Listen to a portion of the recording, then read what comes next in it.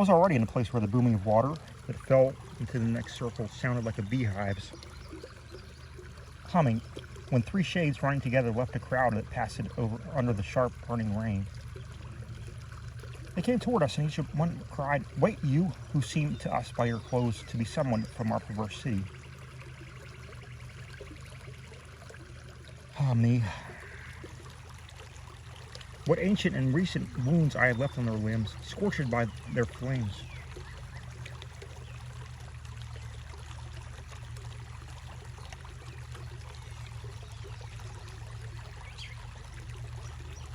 There by the flames. It saddens me now when I remember it. My teacher listened to their cries, turned his face toward me, and said, "Wait now. Courtesy is owed them. And if this were not the fire,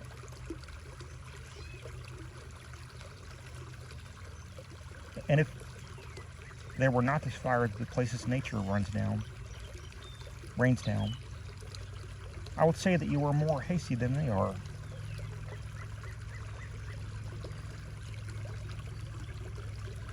As arrested, they formed the former laments again, and when they reached us, all three of them formed a circle.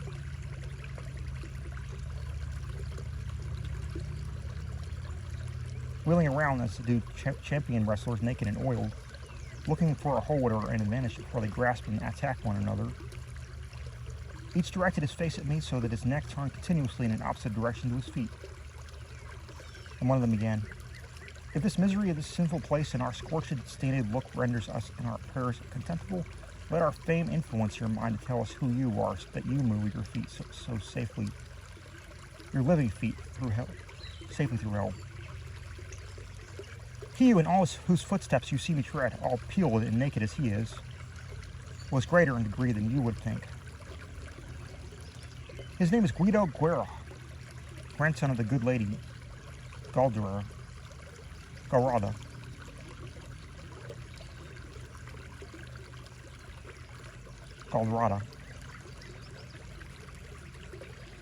And in his life he achieved much in council, and with his sword, the other that treads in sand behind me is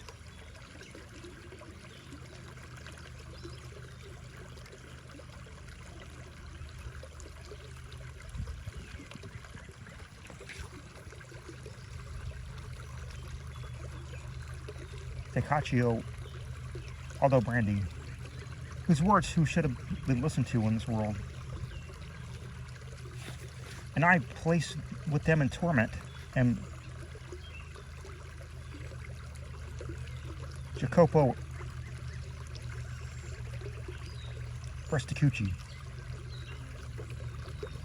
And certainly my fierce wife injured me more than anything else.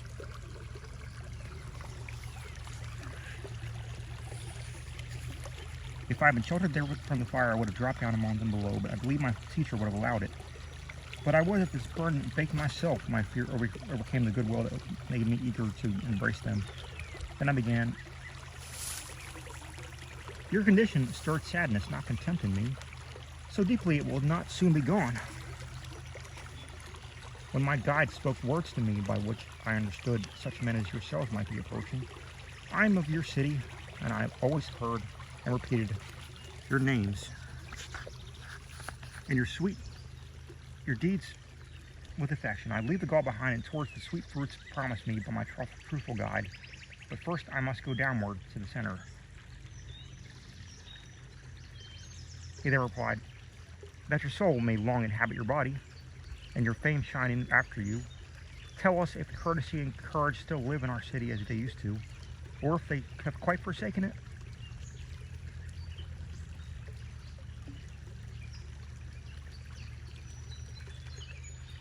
Guglielmo Forcieri, who has been in pain with us a little while, and goes along there with his other companions, torments us greatly with what he says.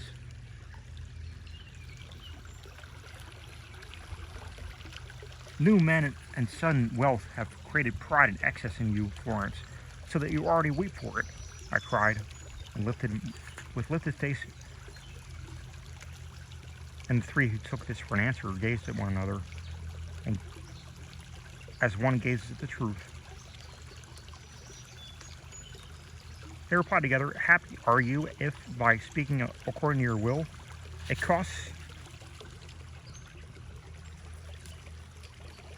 so little for you to satisfy others. So if you escape those gloomy spaces and turn and see the beauty of the stars again, he will be glad to say, 'I was. See that you tell people of us.'" And they broke up their circle, and as they ran, their swift legs seemed like wings. And amen could not have been said as quickly as their vanishing took. At which my master was pleased to depart. I followed him. We'd gone only a little way when the water came so near us that if we had been speaking, we would hardly have heard each other. Like that river, the first that takes its own course, to the eastern seaboard, south of Monte Vesto, where the Po rises, on the left flank of the Apennines.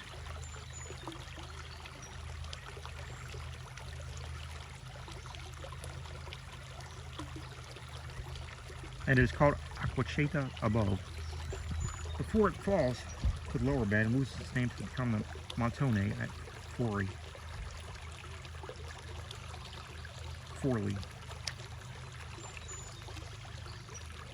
Which, plunging through a fall, echoes toward the mountain above San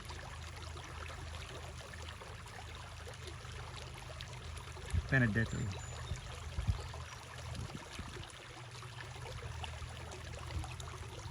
Where there should be refuge for 1,000, so down from a steep bank we found their tainted water re-echoing, so much so that in a short while it would have dazed our hearing. I had a cord tied around me, and with it I once thought to catch the leopard with the spotted skin. After I completely unwound it for myself, as my guide commanded, I held it out to him, gathered and up and coiled. Then he turned toward the right and threw the end of it away from the edge of the little down into the steep gulf. I said to myself, surely something strange will follow this new sign of our intentions, which my master tracks with his eyes as it falls.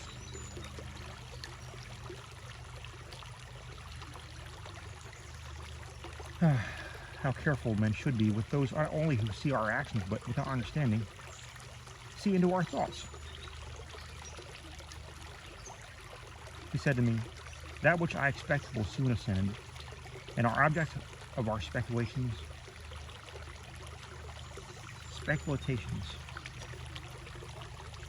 will soon be apparent to your sight."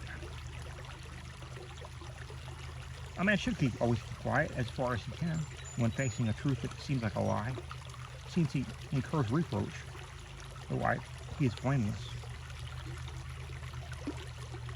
But I cannot be silent here, and reader, I will swear to you by the words of this comedy that they may not fail to find lasting favor, that I saw a shape, marvelous to every unshaken heart, come swimming upwards to the dense, dark air, just as a man rises who has gone down sometime to free an anchor, caught on a rock or something else hidden in the water. He spreads his arms out and draws up his feet,